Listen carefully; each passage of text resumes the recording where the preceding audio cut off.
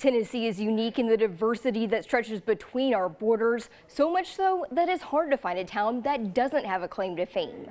I spoke with historians from the Tennessee State Museum about some of the most notable nicknames in the state, and even some you might not know the whole story behind. There's Middle Tennessee, East Tennessee, West Tennessee.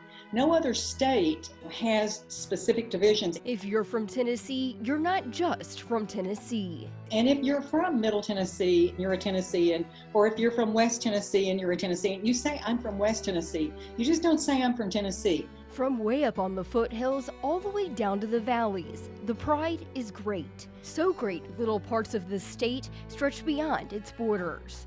Knoxville coins the term Marble City, which dates all the way back to 1852 when a man named James Stones opened a quarry just north of downtown Knoxville. If you cross the state line with this Knoxville marble from the quarries from the river, you'll find that the Knoxville marble is in the National Gallery of Art in D.C., the New York State Capitol, Grand Central Station, the Lincoln Memorial in Washington. Well, parts of Tennessee stretch out and touch many parts of the country. Just as many people are inspired to come see the state for themselves. And one place they won't find anywhere else, Mousetail Landing State Park in Linden, Tennessee. A nickname earned during the Civil War when tanneries or leather shops were set on fire by Union soldiers. And there was one tannery in particular that as soon as they started burning it, I mean, there were like, it was kind of like the exodus of mice, you know, that the community were like, oh my gosh, you know, look at all the mice that have taken out of, you know, from the tanneries because that's what they love. Years later, the state purchased that property, giving it the name no visitor can forget.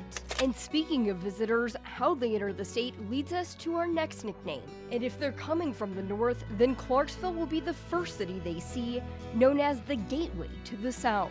Years ago, they felt like, but wait a minute, we are the entrance to Tennessee. If of those coming, you know, from the north, they're going to have to come through Clarksville, and we're the gateway, you know, to the south. We're the gateway to Tennessee. They're going to come through here, and we're going to be those first ambassadors that welcome them to Tennessee. Once in the heart of Tennessee, it's hard not to notice the state's capital is shaped a little different than most. It's a tower, not a dome. And it ties into why Nashville is known as the Athens of the South.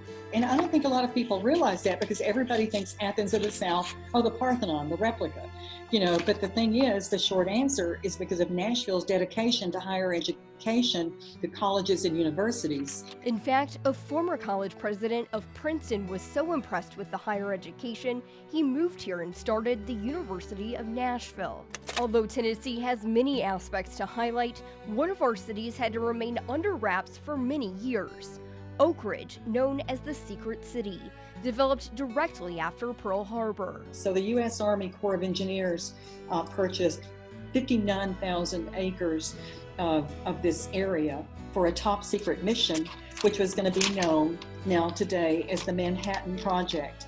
And this was to produce the world's first atomic weapon to hopefully end World War II. A mission Tennesseans worked hard to protect. But no one could know, and even the women that worked, you know, during World War II, a lot of people didn't even know what jobs they were doing, why they were plugging, you know, the wires in, and they didn't even know what it was for.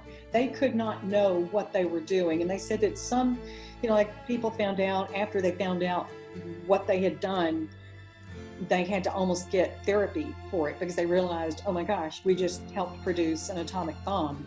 But it was known as the Secret City because it was truly a testimony to how many people could keep this city a secret. Perhaps the best term to represent the men and women that make up Tennessee is the nickname you probably know it best by, the Volunteer State. Most historians look at the Volunteer State nickname as something that came out of the War of 1812 when Tennesseans were called into service and they responded with huge numbers of volunteers that came forward. Something that still holds true today, even 225 years later.